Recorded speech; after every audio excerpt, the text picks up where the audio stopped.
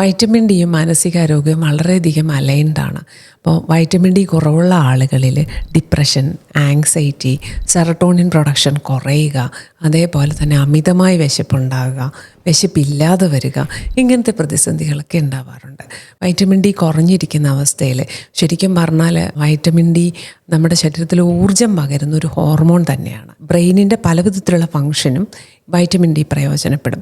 അപ്പോൾ vitamin D കുറയുന്നതിനോടനുസരിച്ച് decisions എടുക്കാനുള്ള ഒരു ബുദ്ധിമുട്ട്, എനർജറ്റിക്കായിട്ട് കോൺസെൻട്രേറ്റ് ചെയ്തിരിക്കാനുള്ള ബുദ്ധിമുട്ട്, അതുപോലെ രാവിലെ എണീക്കുമ്പം ബ്രെയിൻ ഫോഗിങ് വരിക, സാധനം എടുക്കാൻ വന്നിട്ട് മറന്നു പോവുക, ഇങ്ങനത്തെ കണ്ടീഷൻസിലൂടെയൊക്കെ നമ്മൾ കടന്നു പോകാം.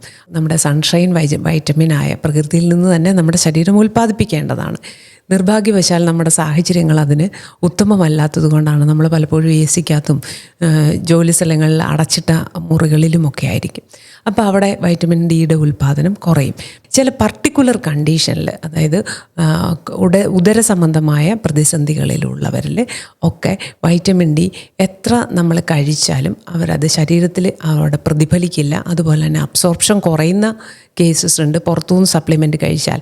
അതേപോലെ തന്നെ വൈറ്റമിൻ ഡി പ്രൊഡ്യൂസ് ചെയ്യാത്ത കണ്ടീഷൻസുമുണ്ട്. അപ്പോൾ അങ്ങനെയുള്ള കേസസൊക്കെ പലപ്പോഴും നമുക്ക് സ്ട്രെസ്ഫുള്ളായിട്ട്, ഇറിറ്റേറ്റഡ് ആയിട്ടൊക്കെ ആളുകളെ കാണാറുണ്ട്. Bipolar, border line personality disorders, depression, ഇങ്ങനെയുള്ള കേസുകളിലൊക്കെ വളരെ ലോ ആയിരിക്കും വൈറ്റമിൻ ഡി.